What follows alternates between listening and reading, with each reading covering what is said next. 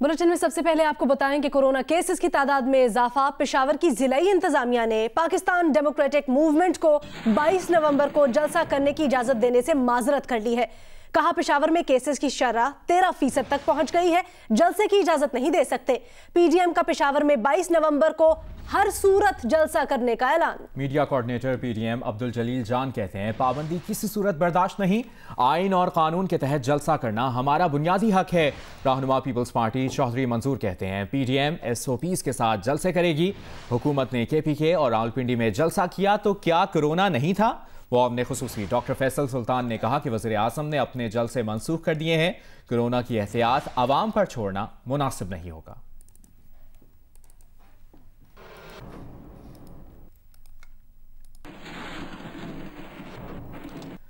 वज़ीर रेलवे शेख रशीद अहमद ने कहा है कि ऑपोजिशन कौम को बंद गली की तरफ लेकर जा रही है। उम्मीद है सियासत का जनाजा नहीं निकलेगा। हुकूमत डायलॉग में शामिल नहीं होगी तो इस डायलॉग की क्या हैसियत होगी? शेख रशीद ने कहा, नैब और एनआरओ केसेस से हटकर इमरान खान हर एक से बातचीत के लिए तैयार है। खुदा ऑपोजिशन को अक्लो शऊर दे, वो तेजी से मुज़ाकरात की तरफ आए। जो नवाज शरीफ साहब ने और मरियम साहबा ने बयानात दिए हैं वो इमरान खान की खिदमत की है, और अगर ये जलसे करके कोरोना वायरस को फैलाकर ये समझते हैं कि ये हुकूमत को शिकस्त दे रहे हैं, ये कौम समझती है कि इन जलसों से कुछ नहीं निकलना और आप बंद गली की तरफ कौम को लेके जा रहे हैं। सियासी लोग सियासी लोगों से बातचीत नहीं करते तो वो सियासत का जनाजा निकालते हैं, और इस मुल्क में मुझे उम्मीद है सियासत का जनाजा नहीं निकलेगा और मज़ाकरात का और डायलॉग का सिलसिला शुरू होगा। गवर्नमेंट डायलॉग में शामिल नहीं होगी तो उस डायलॉग की क्या हैसियत होगी? ऑफ कोर्स नैब और जो एनआरओ के केसेस से हटकर इमरान खान हर एक से बातचीत करने के लिए तैयार है। जबकि तहरीक इंसाफ के सीनियर रहनुमा बाबर आवान कहते हैं कि नून लीग पर पाबंदी लग सकती है। यह भी कहा कि मरियम नवाज की जानिब से हुकूमत गिराने की बात गैर आईनी है। गैर आईनी तरीके से हुकूमत गिराने की बातें मामूली नहीं है। ये बात उनकी जमात पर पाबंदी आयद किए जाने तक जा सकती है।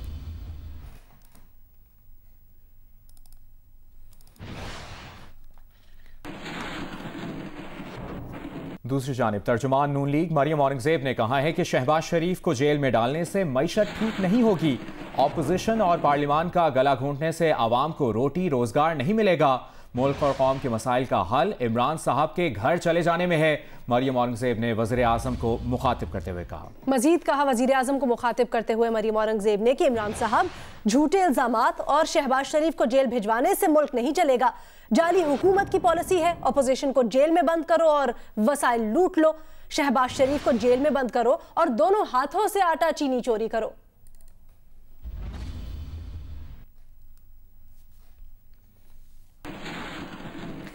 विफाकी वजीर इत्तला शिबली फराज कहते हैं कि कोरोना वबा आलमी हकीकत है, ये किसी जहन की इख्तरा नहीं। इस मुतालिक अदालती फैसला भी आ चुका है। ऑपोजिशन अब होश के नाखुन ले और अवाम दुश्मनी की मुर्तकिब ना हो। ये भी कहा कि अवाम की सेहत का तहफ़्फ़ुज़ अव्वलीन तरजीह है। कीमती जानों का ज़िया हुआ तो जिम्मेदार ऑपोजिशन रहनुमा और जलसों के मुंतज़मीन होंगे।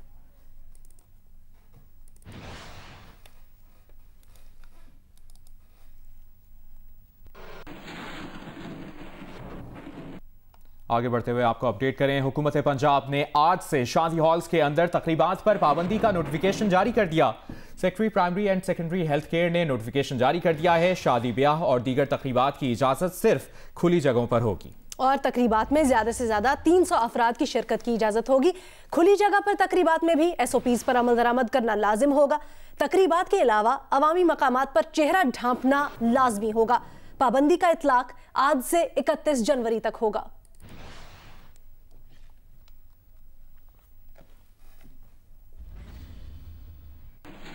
इसके साथ साथ कोरोना के सिलसिले में ही तालीमी इदारों से मुतल्लिक महकमा तालीम सिंध का इजलास कल तलब कर लिया गया है। स्टीयरिंग कमेटी ने इजलास में सिंध में तालीमी इदारे बंद करने या खुले रखने का फैसला किया जाएगा। स्टीयरिंग कमेटी वफाकी हुकूमत की तजावीज़ का भी जायजा लेगी। स्टीयरिंग कमेटी की तजावीज़ और सिफारिशात 23 नवंबर को बैन सूबाई वज़राए तालीम के इजलास में पेश की जाएंगी।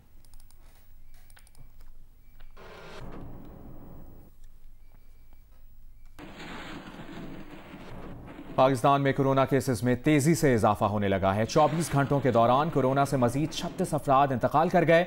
गुज़श्ता रोज मजीद 2738 अफराद में कोरोना वायरस की तस्दीक हुई है। कोरोना टेस्ट मुस्बत आने की शरह 6.4% रही।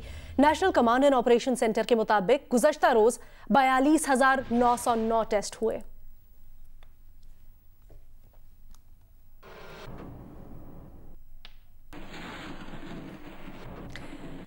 इसके साथ साथ पार्लिमानी कमेटी बराए कोरोना वायरस का इजलास तलब कर लिया गया है। कौमी असम्बली सेक्रेटेरिएट के मुताबिक इजलास स्पीकर कौमी असम्बली असद कैसर की हिदायत पर तलब किया गया है। पार्लिमानी कमेटी का इजलास 25 नवंबर को पार्लियामेंट हाउस में होगा। कमेटी इजलास में वफाकी वज़रा, कौमी असम्बली और सेनेट में पार्लिमानी रहनुमाओं को शिरकत की दावत दी गई है। पार्लिमानी कमेटी कोरोना के तनाजुर में कौमी असम्बली के इजलास से मुतालिक मामलात पर गौर करेगी। पार्लिमानी कमेटी को कोरोना वायरस की मौजूदा सूरत हाल पर ब्रीफिंग दी जाएगी।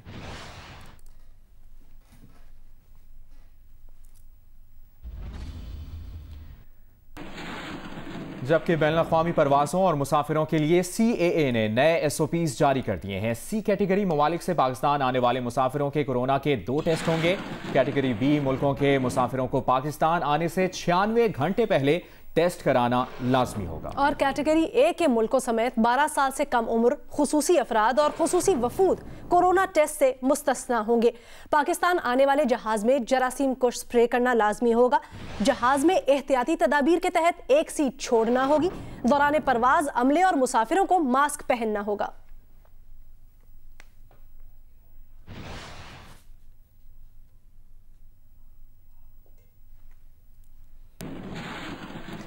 कोरोना से मुतल्लिक तो हम आपको अपडेट कर ही रहे हैं। दूसरी जानिब कराची में डेंगू, मौसमी बुखार और मलेरिया के केसेस में भी इजाफा हो रहा है। तिब्बी माहिरीन के मुताबिक इस वक्त डेंगू, फ्लू, मलेरिया और या फिर डेंगू का हाई सीजन है। कराची में अब तक 2700 अफराद डेंगू से मुतासर हो चुके हैं। इस बारे में खावर खान ने एक रिपोर्ट तैयार की है, आपको दिखाते हैं।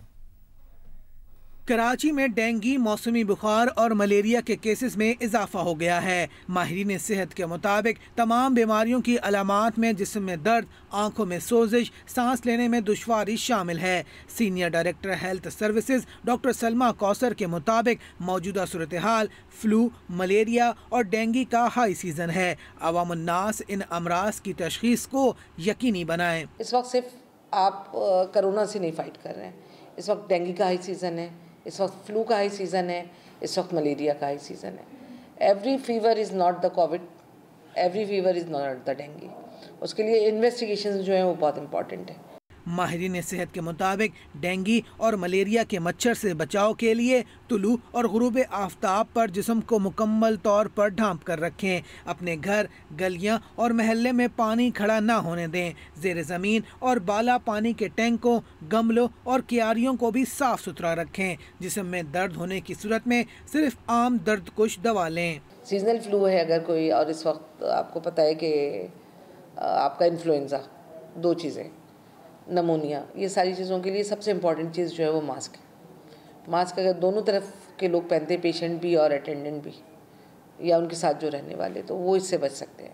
सबसे इम्पॉर्टेंट मास्क अगर आप पहनते हैं और डिस्टेंस रखते हैं तो 100% प्रोटेक्शन है आपकी। डॉक्टरों के मुताबिक कोरोना और सीजनल फ्लू से बचाव के लिए मास्क लाजमी पहने। क़ुव्वत मुदाफ़ियत को बढ़ाने के लिए ताज़ा फल, सब्जियां, विटामिन C और अंडे को उबाल कर खाएं।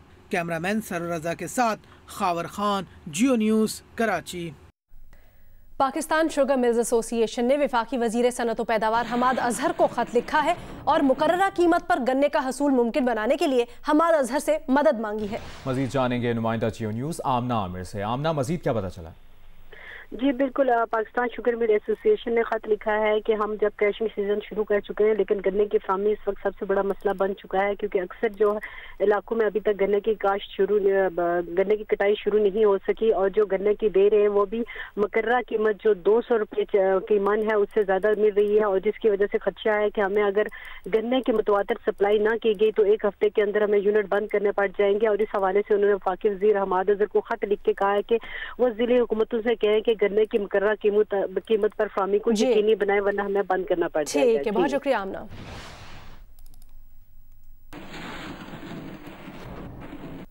आलमी माहिरीन ने भारत में 20 करोड़ मुसलमानों की नस्लकुशी के खतरे का इजहार कर दिया। माहिरीन का कहना है कि भारत में मुसलमानों के हवाले से सूरत हाल अब भी संगीन है। कश्मीर और आसाम में मुसलमानों पर जुल्म उनके कत्लेआम से पहले का मरहला था। मुसलमानों पर जुल्म उनकी मुआशी सूरत हाल को बदतर कर रहा है और भारत मुसलमानों के इंसानी और आईनी हुकूक से इनकार कर रहा है। वाशिंगटन में इंडियन अमेरिकन मुस्लिम काउंसिल के ज़ेर एहतमाम नस्लकुशी और हिंदुस्तान के मुसलमानों के 10 मराहिल के मौजू पर मुबाहिसा हुआ, जिसमें जेनोसाइड वॉच के सरबराह का कहना था कि भारत में इंसानियत के खिलाफ मुनज़्ज़म जराइम का सिलसिला जारी है। कश्मीर और आसाम में मुसलमानों पर जुल्म उनके कत्लेआम से पहले का मरहला था और बाबरी मस्जिद को गिराना और मंदिर तामीर करना इसी सिलसिले की कड़ी है। उन्होंने कहा कि दिल्ली फसादात में दिल्ली पुलिस ने सैकड़ों अफराद को हिरासत में लिया और उन पर अपने खिलाफ ही तशद्दुद का इल्जाम लगाया। माहिर इंसानी हुकूक ने कहा कि भारतीय मुसलमान मुस्तकिल खौफ और अदम तहफ़्फ़ुज़ का शिकार है। गाय का गोश्त फरोख्त करने के झूठे इल्जामात पर हुजूम उन्हें तशद्दुद का निशाना बनाता है।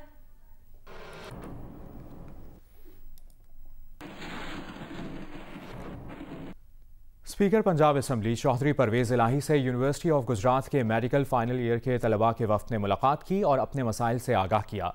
तलबा ने स्पीकर पंजाब असम्बली को बताया कि हॉस्टल जंगल का समा पेश कर रहा है। शिकायत का अंबार लगाते हुए उन्होंने ये भी कहा कि सीवरेज सिस्टम ख़राब हो चुका है। चौधरी परवेज़ इलाही ने कहा कि शहबाज शरीफ की गलत पॉलिसीज़ की वजह से गुजरात और सरगोदा यूनिवर्सिटीज़ के तालिब इल्म रुल गए हैं। तख्तियाँ लगाने के चक्कर में शहबाज शरीफ ने तालीमी इदारों को तबाही के दहाने पर पहुँचा दिया। तलबा परेशान ना हों, जल्द गुजरात यूनिवर्सिटी के मसाइल तरजीही बुनियादों पर हल करके दिए जाएंगे।